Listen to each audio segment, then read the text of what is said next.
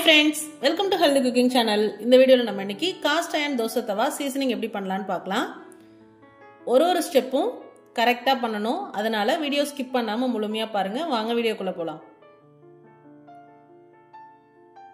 இதுதான் நம்ம வாங்கியிருக்க கூடிய காஸ்ட் அயர்ன் தோசை தவா 12 inch தவா. ஃபர்ஸ்ட் நார்மல் வாட்டர்ல நல்லா கழுவி எடுத்துக்கோங்க.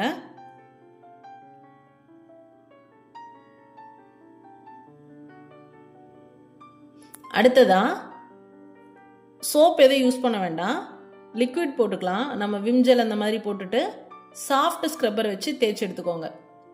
நல்லா எல்லா பக்கமும் தேய்ச்சி எடுத்துக்கோங்க. முன்னாடி பின்னாடி ரெண்டு பக்கமும் தேய்ச்சி எடுத்துக்கணும்.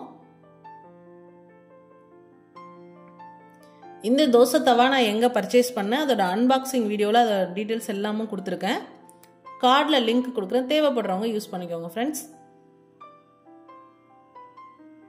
இது போலவே நல்லா ஒரு 2-3 டைம் கழுவி எடுத்துட்டு வந்துருங்க.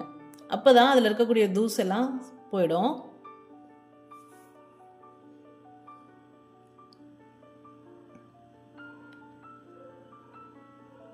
இது போலவே 2-3 தடவை நல்லா கழுவி எடுத்துக்கோங்க.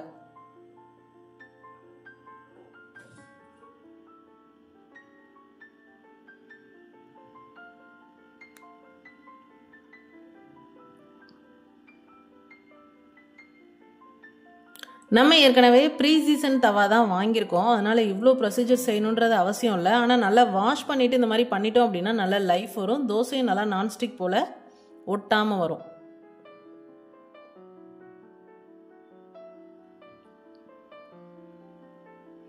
பாருங்க 2-3 டைம் நல்லா கழுவி எடுத்தாச்சு. இப்போ நம்ம ஒரு காட்டன் கிளாத் போட்டு நல்லா தொடச்சி எடுத்துக்கணும் அதோட ஈரத்தெல்லாம்.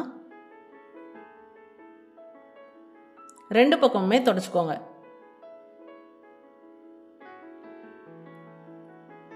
அடுத்ததா குக்கிங் ஆயில் எது வேணாலும் யூஸ் பண்ணலாம். நான் இன்னைக்கு விளக்கெண்ணெய் பயன்படுத்தியிருக்கேன். விளக்கெண்ணெய் பயன்படுத்திட்டு எல்லா பக்கமும் நல்லா அப்ளை பண்ணி எடுத்துக்கோங்க.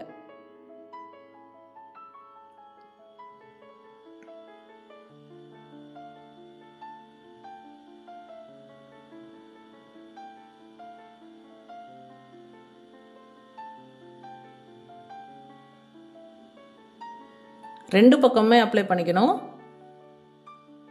அடுத்ததான் நம்ம இப்போ தவா ஸ்டவ்ல வச்சிடலாம். நல்ல புகை வர அளவுக்கு அது ஹீட் ஆகணும். அது வரைக்கும் வெயிட் பண்ணுங்க. பாருங்க நல்லா புகை வருது. இந்த ஸ்டேஜில் திரும்பவும் கொஞ்சமாக விளக்கெண்ணெய் விட்டுட்டு ஒரு மீடியம் சைஸ் வெங்காயம் இந்த மாதிரி நறுக்கி அதில் சேர்த்துட்டு தோசை தவால எல்லா பக்கமும் படுற மாதிரி அந்த வெங்காயத்தை நல்லா வதக்கி எடுத்துக்கணும். அதோட கலர் நல்ல டார்க் ப்ரௌனில் சேஞ்ச் ஆகி வர ஸ்டேஜ் அளவுக்கு வதக்கிட்டு ஸ்டவ் ஆஃப் பண்ணிவிட்டு அப்படியே விட்டுருங்க. நல்லா கம்ப்ளீட்டாக ஆறி வரணும். ஆறுனதுக்கு அப்புறமா அந்த வெங்காயத்தெல்லாம் ரிமூவ் பண்ணிவிடுங்க. ரிமூவ் பண்ணிவிட்டு இப்போ நீங்கள் ஒரு டிஷ்யூவில் வைப் பண்ணிவிட்டு அப்படியே கூட தோசை ஊற்றலாம். நான் ஒரு டைம் வாஷ் பண்ணிவிட்டு ஊற்றலான்றதுனால வாஷ் பண்ணுறேன். லைட்டாக லிக்விட் வச்சு வாஷ் பண்ணிக்கோங்க.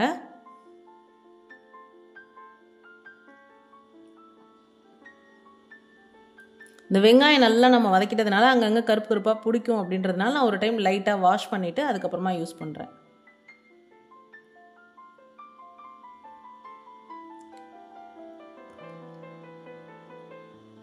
கழுவிட்டு துணி வச்சு தொடச்சிக்கோங்க ஈரத்தெல்லாம்.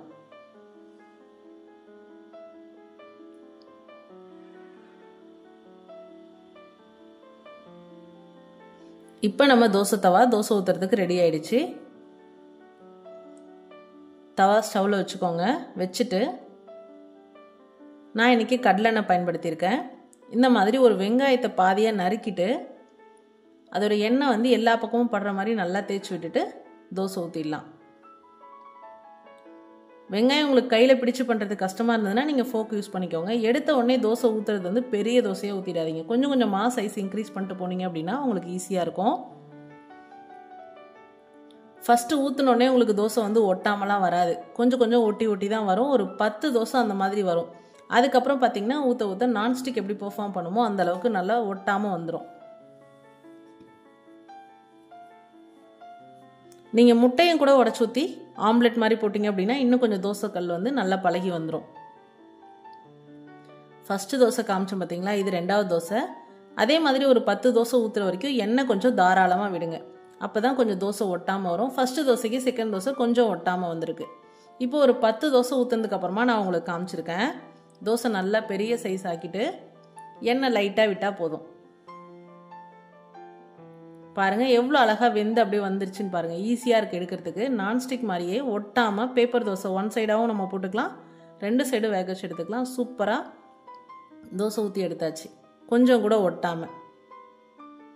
அவ்வளோதான் ஃப்ரெண்ட்ஸ், காஸ்ட் அயர்ன் தோசை தவா சீசன் பண்ணி எப்படி நம்ம தோசை ஊற்றுறதுன்ற வரைக்கும் இந்த வீடியோவில் பார்த்தோம். எவ்வளோ பேருக்கு யூஸ்ஃபுல்லாக இருந்ததுன்றதை கமெண்ட்டில் சொல்லுங்கள் ஃப்ரெண்ட்ஸ். தேங்க்ஸ் ஃபார் வாட்சிங்.